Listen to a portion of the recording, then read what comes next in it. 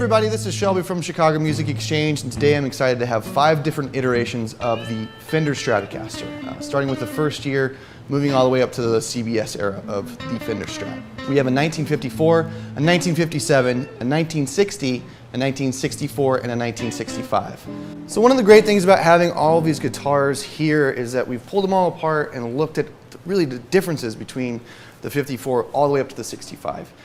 You can see in the 54 to the 57, the shielding underneath there for the electronics is very small, and as you get later in the years, it becomes a larger part of the entire pickguard.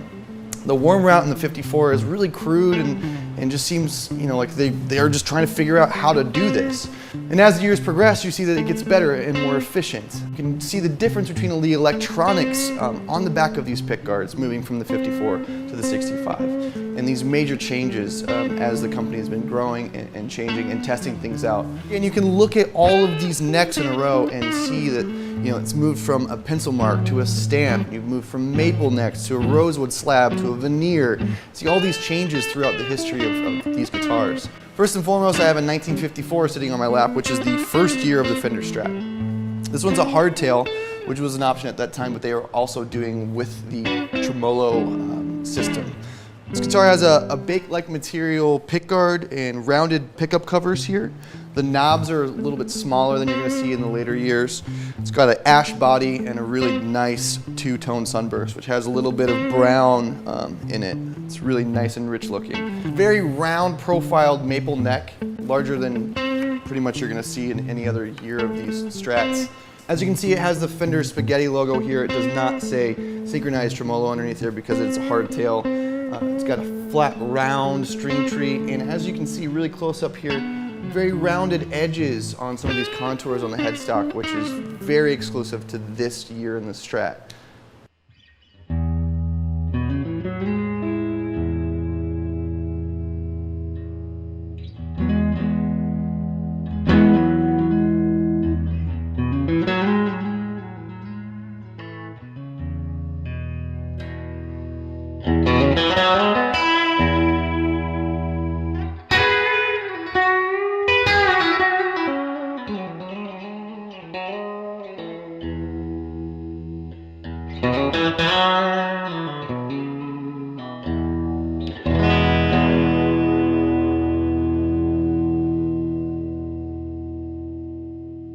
So moving on to the 57, we have a plastic guard, larger knobs, and more squared off pickup covers. It's got the synchronized tremolo system that we're used to seeing, and we moved to an alder body instead of ash. But still two-tone sunburst, really nice, dark, rich browns and some blacks in here. Maple board moved to a V-neck profile, which you pretty much only see on the 57 in this particular era of this guitar. And we have the butterfly string tree. Still spaghetti Fender logo, Cluson style tuners with no patent pending numbers up here.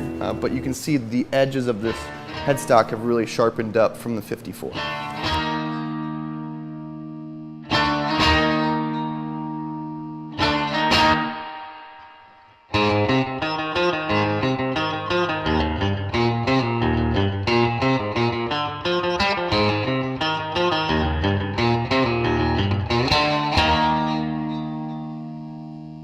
And now on to the 1960 Fender Strat. We have a different type of guard. We have a mint 3-ply guard here. Same kind of knob constructions, black bobbin pickups, synchronized trem, alder body, but we moved to a 3-tone sunburst. The fretboard has changed to a rosewood slab board.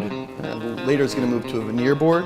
And as we get up to the headstock, again, you still see the Fender spaghetti style logo, the butterfly string tree, and Cluson style tuners. The neck profile is a lot thinner than the 57. Moving into the 60s, it really rounds out to a medium to small C shape.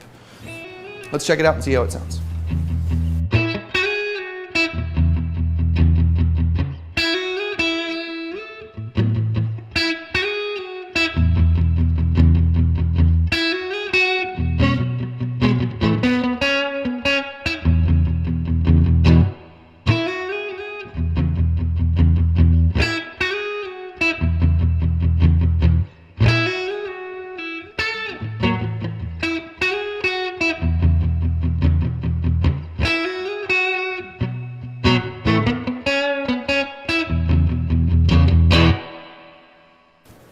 on to the 1964 Strat, we have this gorgeous candy apple red. Unfortunately, we don't have a sunburst one, but if we did, it would be a 3-tone sunburst as well.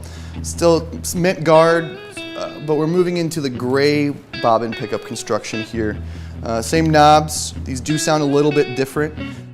So on the fretboard here, it's going to be a rosewood fretboard with a veneer and pearloid dots. And as we move up to the headstock, you can see that the logo has completely changed at this point. A lot of people think that this large logo is part of the CBS era of Fender, but actually they made the change before the purchase. So you have the large block Fender logos with some patent numbers underneath here, and the butterfly string tree still. The neck profile is a little bit rounder than the 60. It's kind of filled out a little bit, and this guitar has tons of great wear across the front and the back. As some of you might know, the Fender L-plate series, but basically when they moved into the thousands of adding the serial number to the back plates, they accidentally stamped them L.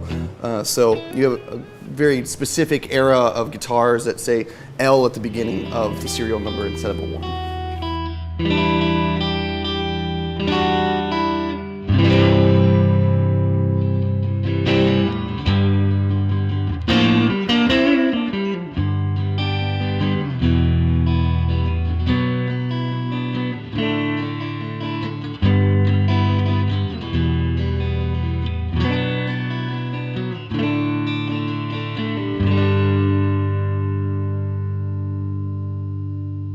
So lastly, we have a 1965, which has a white 3-ply guard, same pickup constructions, same volume tone knobs, synchronized trem system. But you can see that they have this nice dyed yellow 3-tone sunburst. It's very red, completely changes the way this guitar looks. Again, we have a veneer board with pearloid dots. And as you move up to the headstock, you can see that it still has that very large Fender logo with the patent pending numbers, Kluson style tuners. The headstock is a little bit different than the 64. This is really like the last iteration of the Fender Strat before CBS took over Fender. Thanks for tuning in. These are 5 different iterations of the Fender Strat. I'm playing through a 67 Fender Super Reverb. Thanks for watching.